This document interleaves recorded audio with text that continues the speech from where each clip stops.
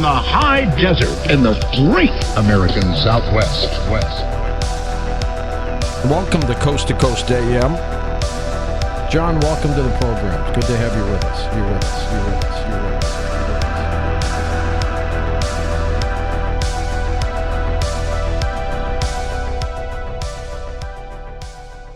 Welcome to Coast PM, the number one unofficial Coast to Coast AM podcast.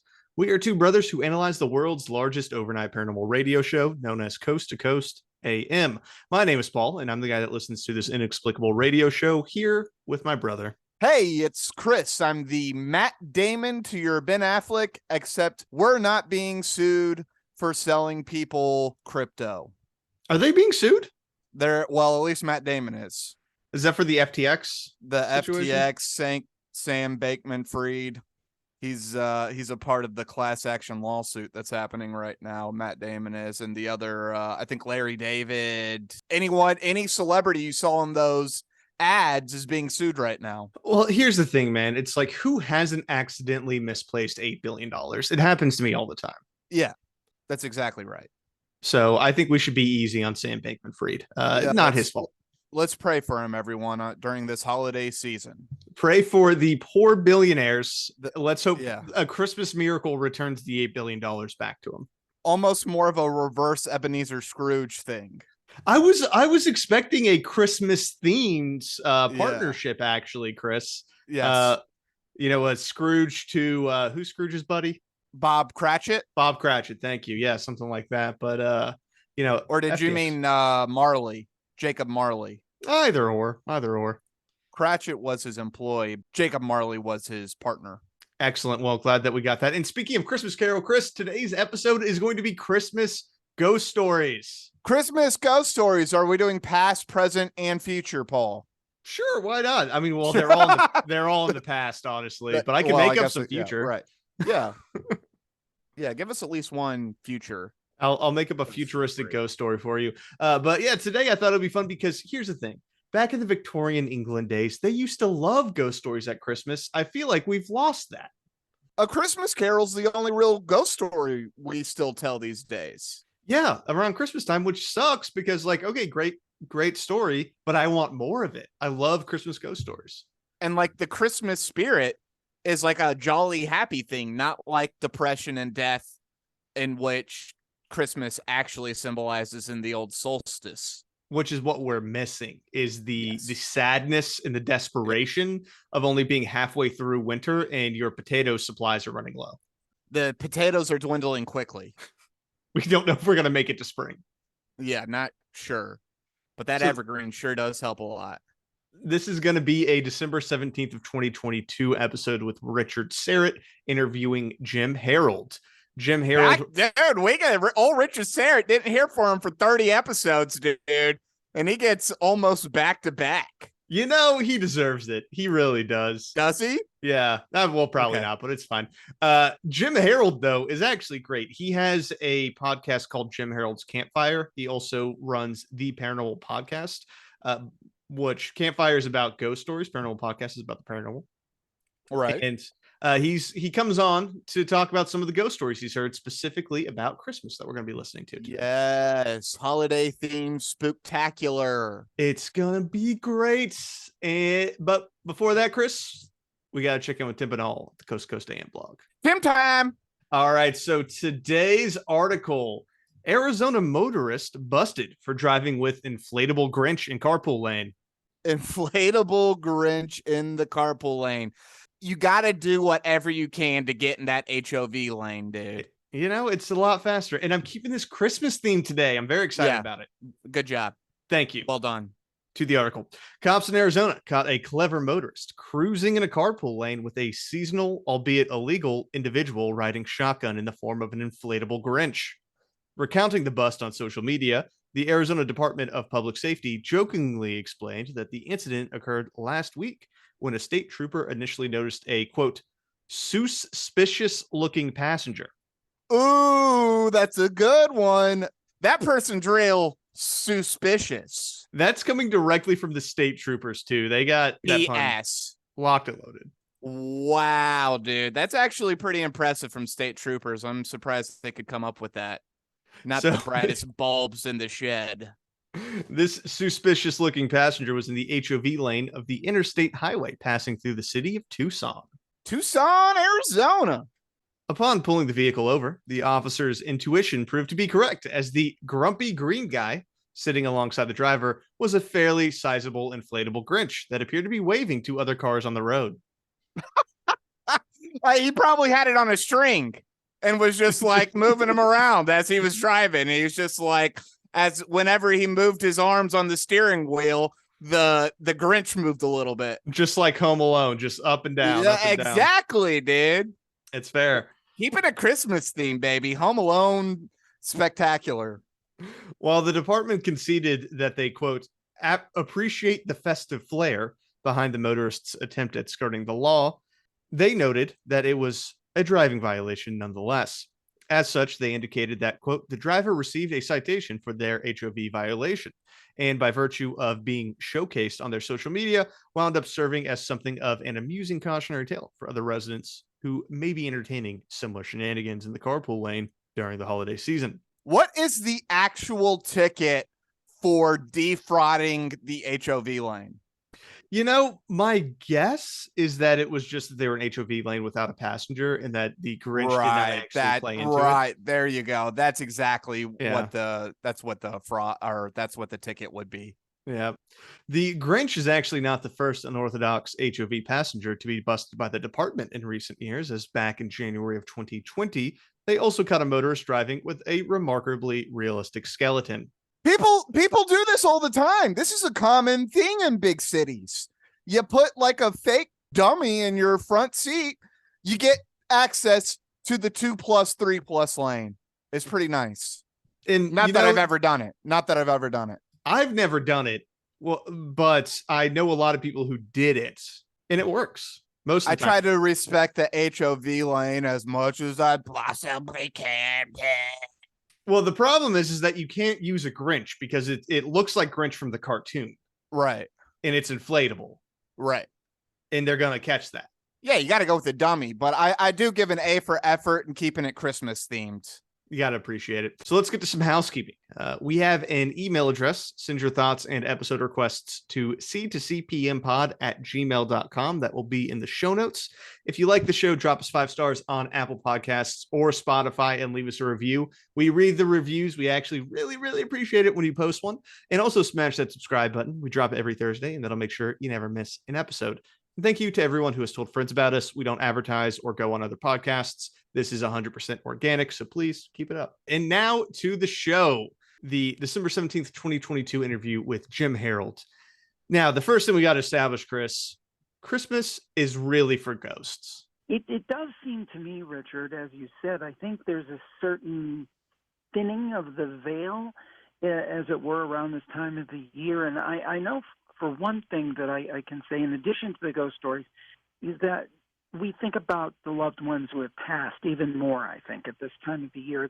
It's like it brings a freshness to that experience with those loved ones, because you bring out the tree, you bring out the tinsel, you bring out the decorations, and you bring out the memories.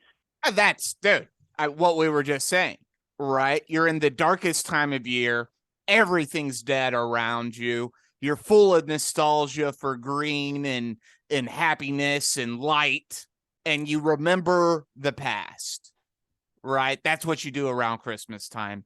And almost all cultures have some kind of thing around the solstice, some kind of holiday celebration, some kind of religious festival around this time. You got to commune with the past, and that's why we need more ghost stories, not just a Christmas Carol or a Christmas Carol remake with Will Ferrell dancing and singing, right? I want more than that.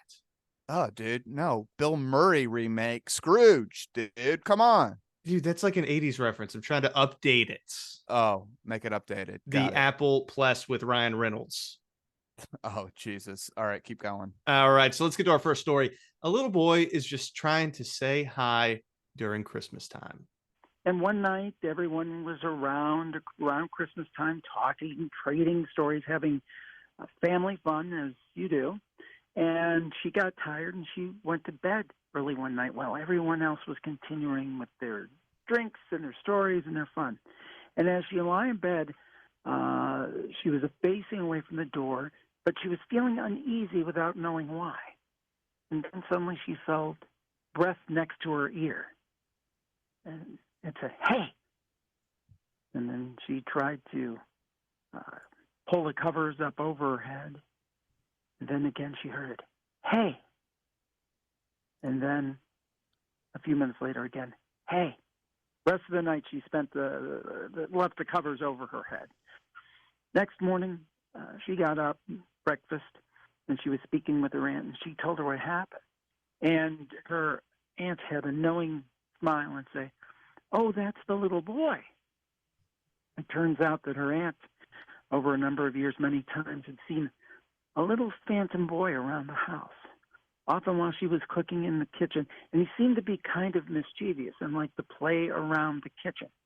Now, she didn't know the history of him, didn't know where he came from, but she knew that that farmhouse was very much haunted by a little boy, and in this particular night wanted to say, "Hey," at Christmas time. At Christmas time, just a little boy ghost. Little boy ghost. Little boy ghost finds a friend, just wants to say hey. It's wholesome, man. Here's my one complaint, though, is that we hear this type of story a lot, right? Where you go and stay at a relative's house, and then you interact with a ghost of some sort, and you tell them about it. And they're like, "Oh, yeah, that's just Mikey. He died here 100 years ago, and I see him all the time." If you have a haunted house, you have an obligation to warn people. Do you? I feel like you do. I mean, if it's like a mean haunting, maybe, but if it's just like a nice little boy ghost who just kind of wants to play and say hello, it's kind of a nice little thing. He probably doesn't say hi to everyone. He probably just reaches out to the grandchildren. So I don't know. I don't know if you have an obligation to say something. I feel like you need to notify, because here's the thing. If I heard a voice while I was sleeping, I would be freaked out. I would think someone's in my room. I think I'm about to be murdered. I would appreciate a heads up. You could say, "Hey, there's a little boy ghost. All right. Don't be freaked out if you see him. He's real nice. Doesn't really do anything, but he's just kind of around sometimes." Just a little heads up. Yeah, it's fair. It's definitely a nice thing to do. It's certainly a nice thing to do for your house guests, but I don't think you're under any obligation if it's not a nefarious ghost. All right. Well, if you have any ghosts in your house, Chris, you let me know before I stay over. Okay. I will let you know. Let you know. I'm just putting that out there right now. I just want a heads up. All right. So for our next story, we have a little girl who is just waiting for Santa Claus, man. That'll tell us about what happened to Janet on one Christmas Eve while she was staying awake listening for Santa. She was staying awake listening for Santa. And, she heard some strange noises. So she kind of found her way out to the living room. And she said she thought she saw a little man sitting on the couch with a bald head and a white beard. And she ran right back to her room because she was so afraid. And I think it was a bell that she heard specifically. And, we've had a few of these stories. Even my daughter the other day was telling a story that one night she was waiting for Santa. She's in college now, but she heard a bell. She heard a bell, and she thought we were in bed, so she didn't think it was us. So who knows? Maybe there are little signs and things like that. But I just love the possibility that some way, there's something in Santa. So it's like a little elf or something? I think Santa's real is what we're getting at. What is he trying to tell us here? I think he's telling us Santa Claus is real. It didn't really seem like a ghost. The way he was describing it, it's definitely like, it reminded me a little bit of like the Icelandic elves. Yeah, that would just kind of show up. Yeah. So, I mean, that's a pretty interesting one. I think Santa's real is what we're getting at. Okay. I'm here for it.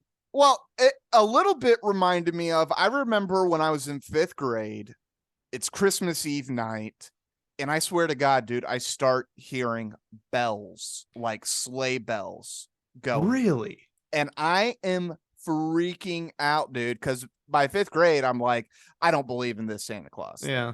I'm too cool for school. I'm a 5th grader now. I know what I'm talking about. But I start hearing sleigh bells, dude, and I'm like, what the heck is this? I look outside. It's our friend's dad. He's like going down the street with sleigh bells, just doing sleigh bells, shaking them up in the air. And I was like, what the heck? Just doing it for the neighborhood kids, just having fun. That's a good time. He was probably a little tipsy at that point. Oh, Had a couple yeah, beers. dude. He had hit the eggnog pretty hard by this point, dude. For just sure. shaking the sleigh bells. Just loving it, dude. Just having a blast. Hilarious. I wonder how many kids like freaked out when they heard that, man. Love you, Mr. Brad. Thanks for that one. That was a lot of fun. Was that Mr. Brad? That was Mr. Brad. Oh, that's sweet. That's sweet. Well, you know what this reminds me of, though?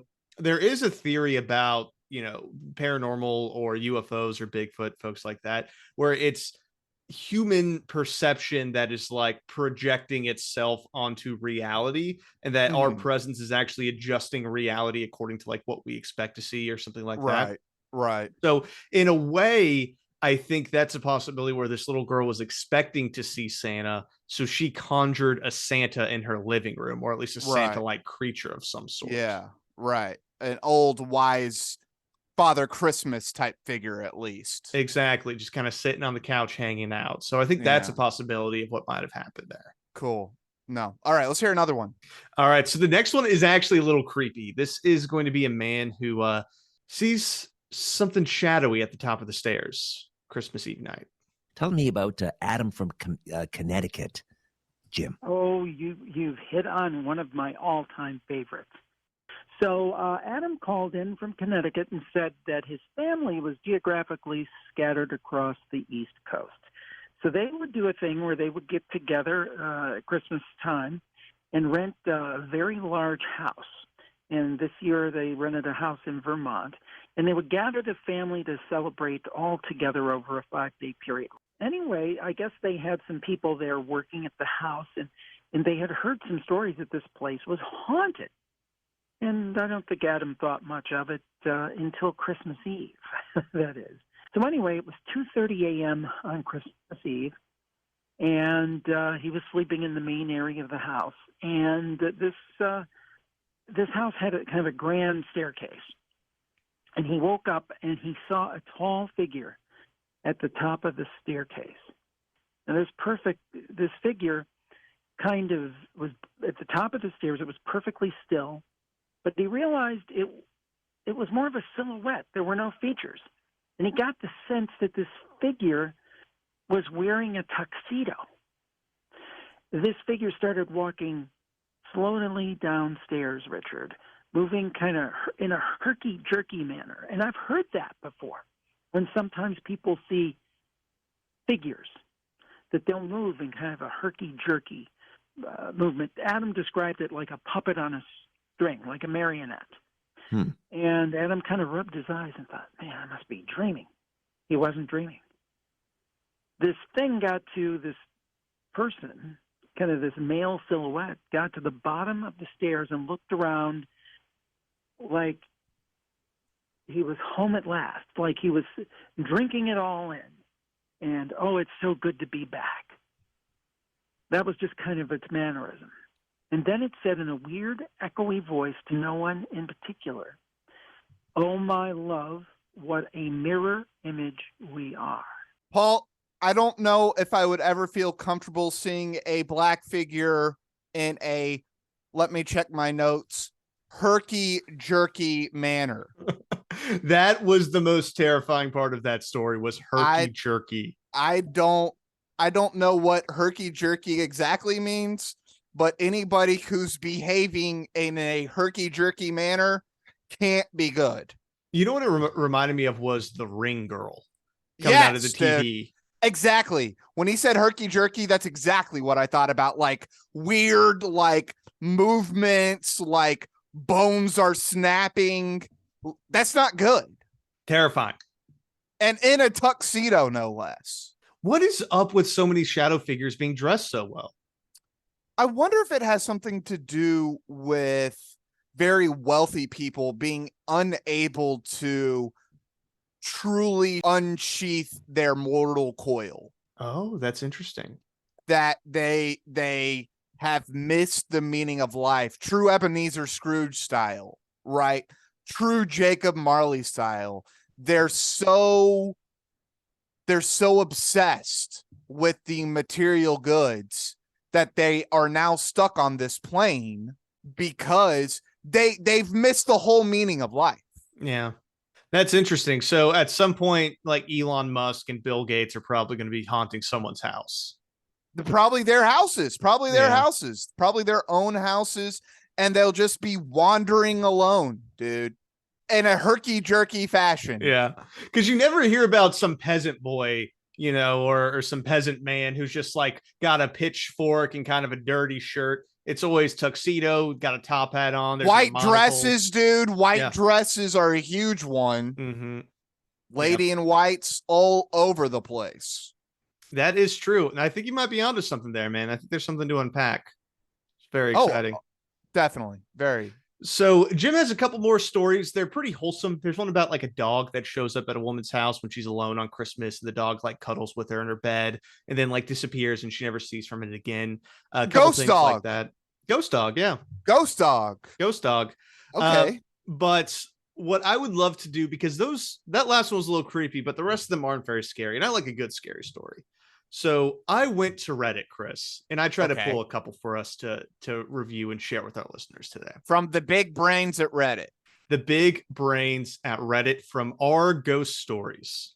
Okay. So this first one, I had to find a good Ouija story, because if there's one thing I've learned from Art Bell, Ouija stories are the best. Yeah.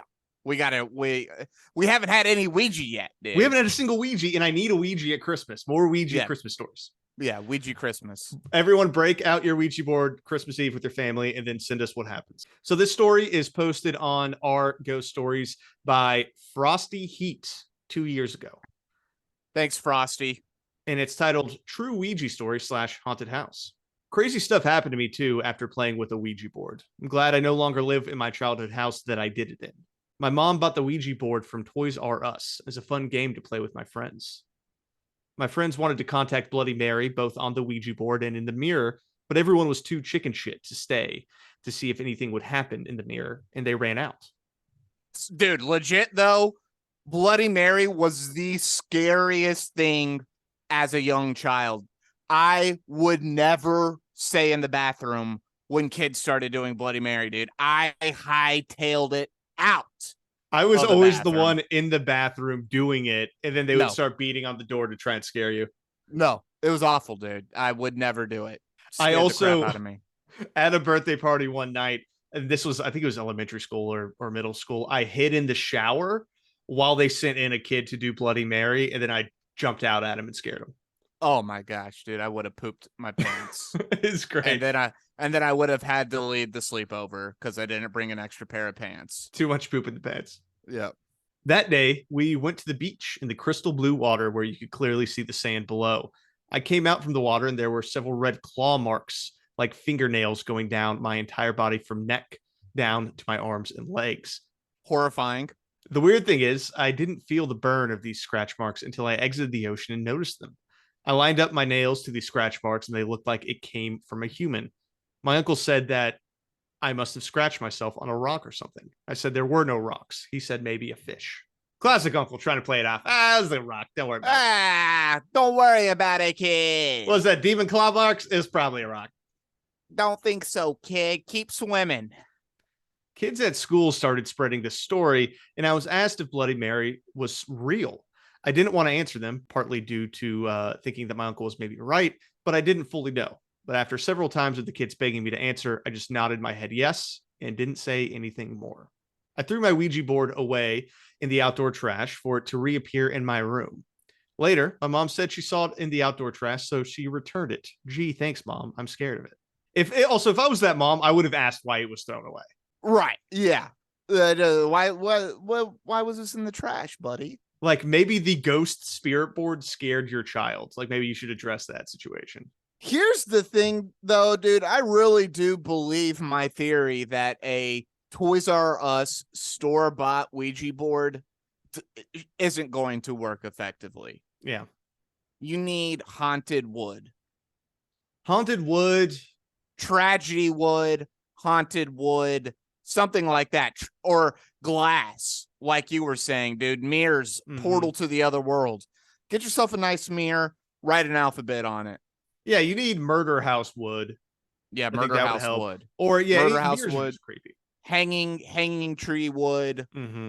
Wrecked ship wood. Oh, that's a great option as well. And then maybe you get like some sea spirits. Yeah, sea spirits. Yeah. So my friends and I played it again. The board liked doing figure 8 patterns between questions. One time we asked the spirit how old it was, and it said 0. My young teen friend thought it was her miscarriage, so she even played it by herself. I know, freaky, right? But part of me thought it was fake. That's dark, by the way. That's super, super dark. My friend thought it was her miscarriage baby. Yeah. Like, that makes me really Who's sad. watching these kids? I don't know. They're apparently latchkey, dude. They're just off doing their thing. Days later, doors in my house started opening and slamming completely shut repeatedly. My mom said it must be the wind. No windows were open for that to happen. I even checked to see if there was something wrong with the doors, like it was loose or something, but it wasn't. It made no sense. Once it was completely shut, you would have to turn the doorknob for it to reopen. So how did it reopen by itself after it slammed shut? How? Ghosts. The TV turned on and off by itself every time my mom and I got in a heated argument. When we yelled at each other, the TV turned off on its own. My mom always thought it was my fault and yelled at me, and I yelled back at her, pointing to the remote, and said that it's nowhere near me and it was closer to her. Then when we were finally quiet, the TV would turn back on. We didn't exchange words when this phenomenon happened and parted ways. Didn't say anything.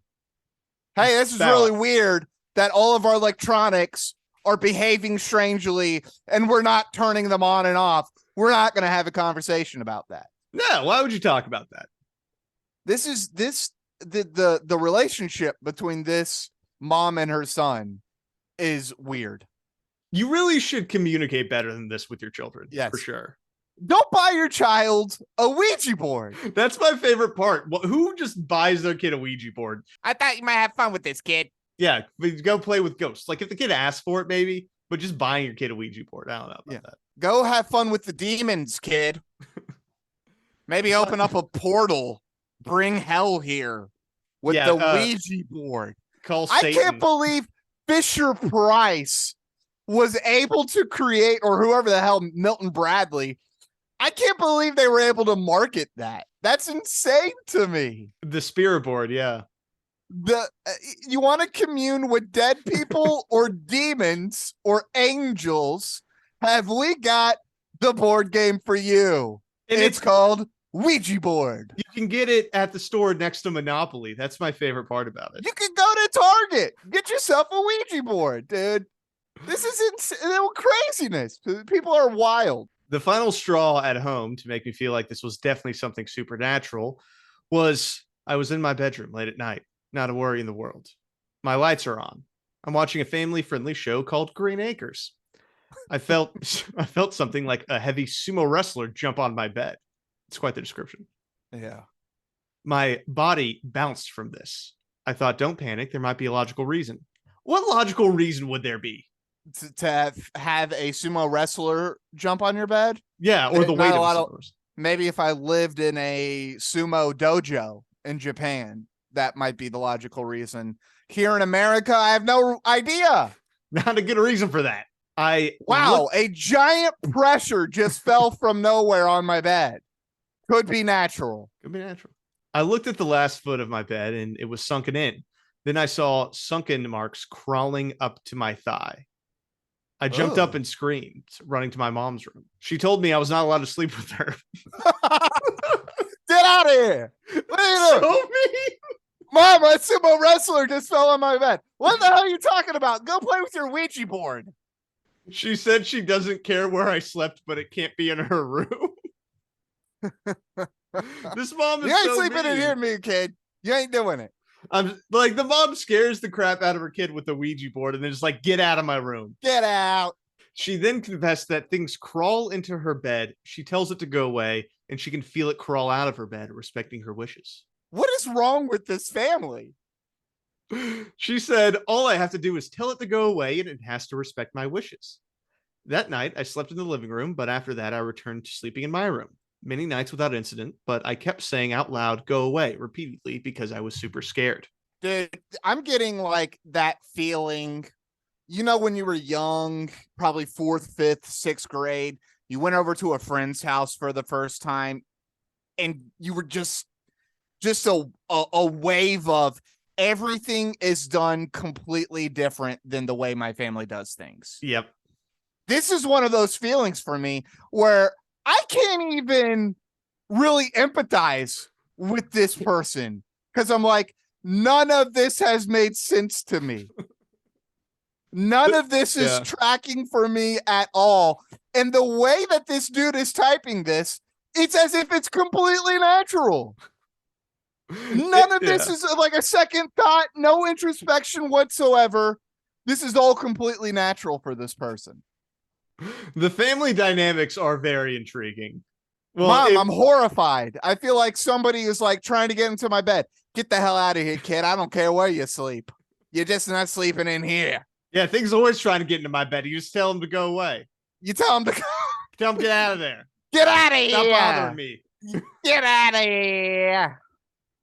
All right, so we gotta get crawling up my leg. I don't think so, punk. All right, so we gotta get to the conclusion of the story. Oh, it's not concluded yet? We're not done yet. Hold on, there's another bit. Many years later, I moved back home for a short stay with my firstborn that was a young toddler. While my daughter was in a crib, outside of her crib were toys that went off in the middle of the night, lighting up and making noise. My mom played it off and said, "Oh, the batteries must be dying for it to go off on its own." I think I like believing what my mom said to reduce my fears. Ooh. The spirit followed him, dude. And that's why you don't play with Ouija, dude. Never play with the Ouija board unless you want it. Unless you want this. It lingers. It's a lingering thing there, Paul. It is for sure. Thanks for the Ouija story, though. Always like a good Ouija story. That we gotta get a good Ouija story, man. You want to do another one from our ghosts? Or our Let's do another Reddit. Let's see what happens. All right. This is a post on our ghost stories from user Mystic Moon entitled "The Time I Saw My Dad Talking to a Ghost or Entity." This happened when I was about 15 in a little town called St. Helens, just outside of Portland, Oregon. At the time, our family was really going through some tough obstacles. My dad had been acting very strange, talking to himself and not acting as he normally did for a couple of days. His personality would change quite often. At the time, he was not diagnosed with schizophrenia. We were trying to get him help.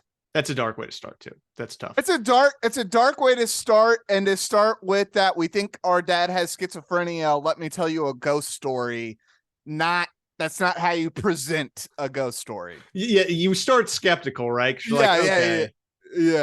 Yeah, he's not on medication. He has schizophrenia. That's probably leading to it. So let's dive in, see what happens. Okay. Oh, all right.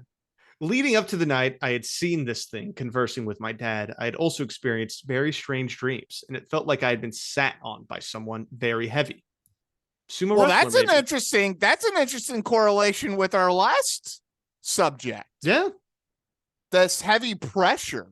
Which I don't typically hear that on like Ghost to Ghost, but that has come up quite a bit on Reddit. So maybe that's a new thing the ghosts are trying out. Yeah, they're playing with pressure these days. Yeah. I looked and no one was there.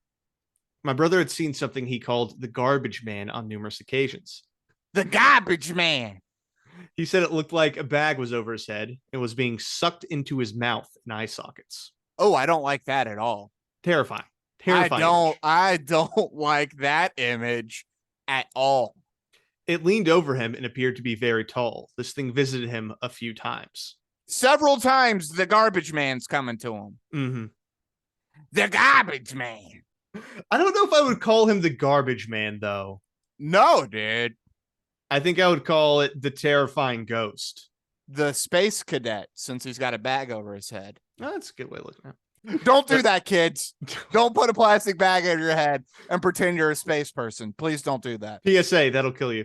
Yeah. It was about 2 a.m. when I heard my dad talking to someone or himself. At this point, I had a routine of going and talking with him to calm him. My bedroom had been right next to the kitchen and the bathroom because it was a small house. I walk into the kitchen, which had been lightly lit by the outside lights. First thing I see is the very tall shadow figure in the doorway of the bathroom, and my dad standing toe to toe with this massive thing. What? Is this the garbage man? It sounds like the garbage man. He's mumbling something, then he says loudly, "Leave me alone." I'm terrified, so I ran back into my bedroom. So this person saw their dad talking to this entity. Talking to the Actually entity witnessed it. that the brother also had witnessed. Whoa. My dad's mental state took a turn. It was a struggle for my family to get him help. Eventually, things escalated, and my dad was considered a danger to himself and others and was able to get the help he deserved. They did not find drugs in his system, and eventually he was diagnosed with schizophrenia. I don't know why we saw this thing or what it was. I think it was preying on my father's weakness. Can people with mental illness see past the curtains? Since this day, that question still runs through my head. Big time, dude. And it sounded a little bit like Hat Man to me. You know, a little bit like the tall creature, sunken Very eyes, tall. Yeah. And the bag, I mean, can just be a hat, right? Just kind of you're just seeing it differently. I think that's a stretch, but I'm not. No, it's not a stretch at all. That makes so much sense. the bag can be a hat. The bag's a hat. It's Okay. a hat. The bag's bag. a hat. Yeah. So, and we've said this before, dude. Depression, bad energy, these things act like a beacon to more bad energy, to more bad feelings, right? Like negative begets negative. And if you're spewing negative out into the world, you're going to attract negativity. Now, whether that's the spirit realm or just basic karmic retribution, who knows? But at the end of the day, if you are in a depressive state, if you are incredibly angry, if you are all these negative emotions, they're going to breed more negative emotions and you're going to attract bad stuff. Yeah. And that's why, if you are struggling with your mental health, go talk to someone, man. Find someone to talk to. It's really important. Really important. Find somebody to talk to. And especially, like we were saying, around this time, dude, we're surrounded by darkness. It literally in the form of the winter solstice. We were seasonal depression. We're nostalgic. For those of us who are alone right now, we remember the good times, the happy holiday season, whatever that may be. There may only have been a few happy holidays, right? But you have those memories. Mm-hmm. And this is such a good time to reminisce and to be nostalgic. And there's always going to be that little bit of sadness that's brought into it. And then you start adding in alcohol and stress and all those things. This is a key time to see ghosts, to see spirits. And I think that's right. We said this around Halloween too. The plane is a little bit hazy during this time, right? The fall and the winter, that the realm into the spirit realm is a little bit clearer for us to see. Yeah, I think that's true, man. And that's why you should bust out your Ouija board with your family this holiday season. I don't condone that. Talk to some ghosts and write in and let us know what happened. And we'll read your story. Just think of your ancestors. Like we said, if you stick to your ancestors, if you're communicating with your ancestors, you can't go wrong. Don't cast a wide net. Be very specific on who the spirits you want to talk to. Wide nets are bad. Don't be like that guy in the Ghost to Ghost episode we did, where the first thing they do is try to call Satan on their Ouija board. Don't start with Satan. Just please don't. I love that story, man. You pull out the Ouija board this Christmas with your family. Don't start with Satan, please. Yeah. That is going to be our Ghost Story Christmas episode. This was the first ever inaugural Christmas special of Coast to Coast PM. So I hope everyone enjoyed it. Merry Christmas. Happy New Year. Happy Hanukkah. Happy Kwanzaa. Happy Holly. Whatever you celebrate it well. And may it be spookful. Do we want the spookiness? I don't know. what spooking is. Whatever you want. Have a good one. All conspiracy all the time. Later.